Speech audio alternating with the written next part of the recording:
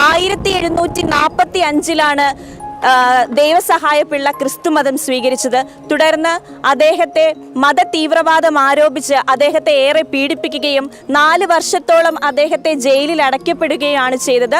തുടർന്ന് 1752 രാജകൽപ്പന പ്രകാരം അദ്ദേഹത്തെ വധിക്കാനായി വിചാരണ ചെയ്യാനായി ഈ കാറ്റാടി മലയിലേക്ക് കൂട്ടിക്കൊണ്ടു പോരുന്നത്. ഇവിടെ വെച്ചാണ് അദ്ദേഹത്തെ വധിക്കുകയും ഒക്കെ ചെയ്യുന്നത്. നാം ഇപ്പോൾ കാണുന്നത് കാറ്റാടി മലയിലേക്ക് കയറി വരുമ്പോൾ തന്നെ നാം കാണുന്ന ആദ്യ കാഴ്ച അദ്ദേഹത്തിന്റെ ഓർമ്മയ്ക്കായി സ്ഥാപിച്ചിരിക്കുന്ന ദേവാലയമാണ്. ആയിരക്കണക്കിന് വിശ്വാസികളാണ് ദിനംതോറും ഈ കാറ്റാടി മലയിലേക്ക് എത്തിക്കൊണ്ടിരിക്കുന്നത്. നമുക്ക് കാറ്റാടി മലയിലെ അദ്ദേഹം കടന്നുപോയ ഓരോ അവസ്ഥകളിലൂടെയും എല്ലാം നമുക്ക് ഈ കാറ്റാടി മലയിൽ കാണാൻ സാധിക്കും. അതിലൂടെയെല്ലാം നമുക്ക് പോകാം.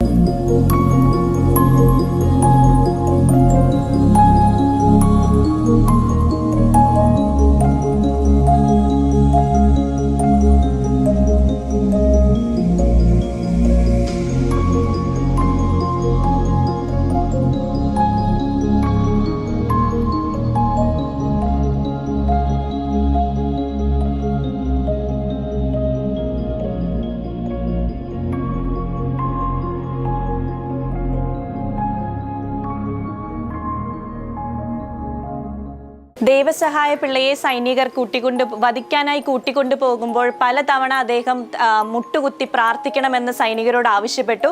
അങ്ങനെ അദ്ദേഹം മുട്ടുകുത്തി പ്രാർത്ഥിക്കാൻ തിരഞ്ഞെടുത്ത ഒരു സ്ഥലമാണ് നാം കാണുന്നത്. ഇവിടെ അദ്ദേഹത്തിന്റെ കാൽമുട്ടുകളുടെ പാടുകൾ പതിഞ്ഞിരിക്കുന്നതായി നമുക്ക് കാണാം. ഇപ്പോൾ ഈ സ്ഥലം പ്രത്യേകമായി സംരക്ഷിച്ചിരിക്കുന്നതായിട്ട് കാണാം. അനേകം വിശ്വാസികൾ ഇവിടെ വന്ന് ജപമാല അർപ്പിക്കുന്ന ദൃശ്യങ്ങളും നമുക്ക് ഇവിടെ തന്നെ കാണാൻ സാധിക്കുന്നതാണ്.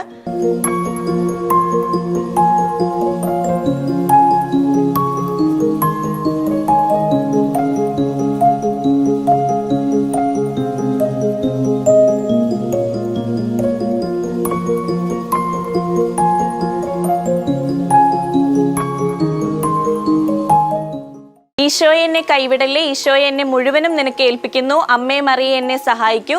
ഇതാണ് ദേവസഹായം പിള്ള അവസാനമായി പ്രാർത്ഥിച്ച പ്രാർത്ഥന. ഇനി ഇവിടെ മറ്റ് പ്രധാനപ്പെട്ട ഒരു സ്ഥലത്തേക്ക് കൂടി നമുക്ക് പോകാം.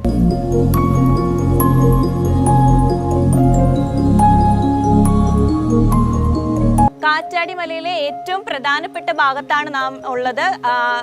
ദേവസഹായം പിള്ളയെ വെടിവെച്ച് കൊന്ന സ്ഥലമാണുള്ളത്. അദ്ദേഹത്തെ ചെങ്ങലകളിൽ ബന്ധിച്ചാണ് ഇവിടെ വെച്ച് 5 പ്രാവശ്യത്തോളം വെടിവെച്ചാണ് അദ്ദേഹത്തെ കൊല്ലാനിടയായത്. അതിനെ അടയാളപ്പെടുത്താൻ എന്ന വണ്ണമാണ് ഈ കുരിശ് ഇവിടെ സ്ഥാപിച്ചിരിക്കുന്നത്. നമുക്ക് കാണാം, അനേകം പേരാണ് ഇവിടെ വന്ന് അദ്ദേഹത്തിന്റെ മാധ്യസ്ഥം തേടി പ്രാർത്ഥിക്കുന്നത്.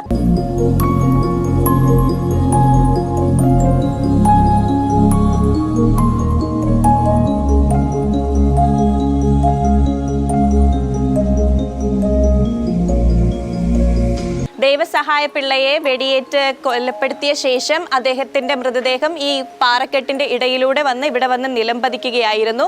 അദ്ദേഹം മരണമടഞ്ഞ സ്ഥലത്തെ അടയാളപ്പെടുത്താൻ എന്ന വണ്ണമാണ് ഈ മരക്കുരിശ് ഇവിടെ സ്ഥാപിച്ചിരിക്കുന്നത്.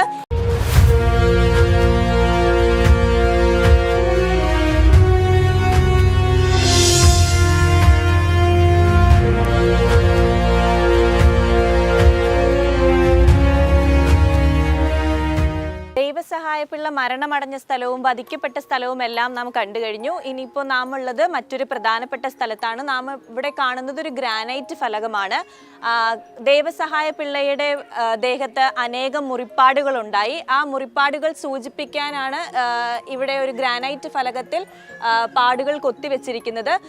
വിശ്വാസികൾ തങ്ങളുടെ പ്രാർത്ഥനാ നിയോഗങ്ങൾ ഇതിനുള്ളിൽ തിരികെ വെക്കുകയും ആ നിയോഗങ്ങളെല്ലാം അവർക്ക് ദൈവസഹായ പിള്ളയോട് പ്രാർത്ഥിച്ചതിന്റെ ഫലമായി സാധിച്ചു കിട്ടുകയും ചെയ്യുമെന്നാണ് ഇവരുടെ വിശ്വാസം. ഇനി തുടർന്ന് നാം കാണുന്നത് ഒരു 14 ദൃശ്യങ്ങളാണ്. ദൈവസഹായ പിള്ളയുടെ വിചാരണ ചെയ്യപ്പെട്ടത് മുതൽ അദ്ദേഹം വധിക്കപ്പെട്ടത് വരെയുള്ള ഒരു രത്ന ചുരുക്കമാണ് നാം ഇവിടെ കാണുന്നത്.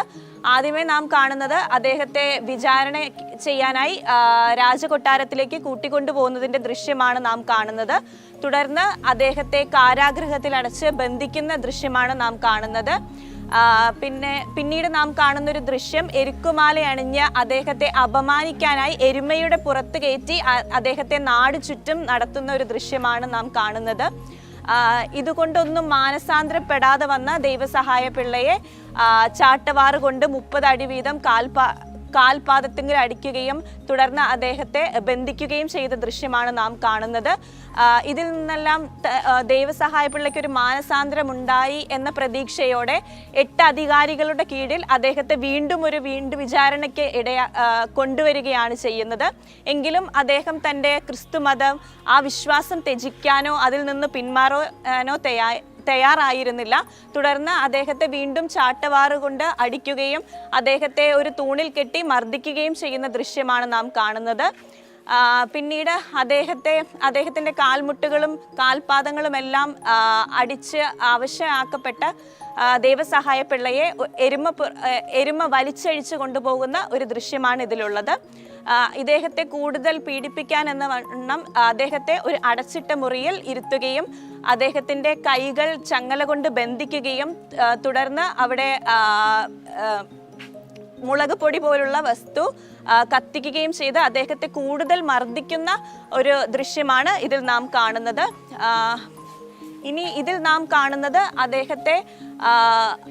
അദ്ദേഹത്തെ കൂടുതൽ മർദ്ദിക്കാനും അദ്ദേഹത്തെ കൂടുതൽ വേദന ഏൽപ്പിക്കാനുമായി കടിക്കുന്ന ഉറുമ്പുകളെ അദ്ദേഹം ഇരിക്കുന്ന ആ ഒരു ചെറിയ ഒരു മുറിയിലേക്ക് വിടുന്ന ഒരു ദൃശ്യമാണ് നാം ഇത് കാണുന്നത്. തുടർന്ന് അദ്ദേഹത്തെ തേളുകൾ കൊണ്ടും പാമ്പുകൾ കൊണ്ടും വളരെ വിഷമേറിയ പാമ്പുകളും തേളുകളും ഇട്ട് അദ്ദേഹത്തെ കടിക്കുന്ന ഒരു ദൃശ്യമാണ് ഇതിൽ നാം കാണുന്നത്. പിന്നീട് നമ്മൾ ഇതിലേക്ക് പോകുമ്പോൾ നാം കാണുന്നത് ചുണ്ണാമ്പ് കത്തിച്ച് അദ്ദേഹത്തിൻ്റെ ദേഹത്തിൽ വന്ന മുറിപ്പാടുകൾ കൂടുതൽ വ്രണമാക്കുന്ന രീതിയിൽ അദ്ദേഹത്തെ ഉപദ്രവിക്കുന്ന ഒരു രീതിയാണ് നാം ഇതിൽ കാണുന്നത്. പിന്നീട് ദൈവസഹായ പിള്ളയെ കുരങ്ങുകളുള്ള ഒരു ഗുഹയിൽ പാർപ്പിക്കുകയും അവിടെ അദ്ദേഹം കുരങ്ങുകളുടെ മർദ്ദനങ്ങൾക്കെല്ലാം ഇരയാവുകയാണ് ചെയ്തത്. തുടർന്ന് അദ്ദേഹത്തെ ബന്ദിയാക്കി സൈനികർ വധിക്കാനായി ഈ കാറ്റാടി മലയിലേക്ക് കൂട്ടിക്കൊണ്ടുപോരുന്ന ദൃശ്യമാണ് നാം ഇതിൽ കാണുന്നത്. അവസാനമായി നാം കാണുന്നത് അദ്ദേഹത്തെ വളരെ ദാരുണമായ രീതിയിൽ 5 പ്രാവശ്യത്തോളം സൈനികർ വെടിവെച്ച് കൊന്ന അദ്ദേഹം മരണമടഞ്ഞ ആ ദൃശ്യമാണ് നാം ഇതിൽ അവസാനമായി കാണുന്നത്.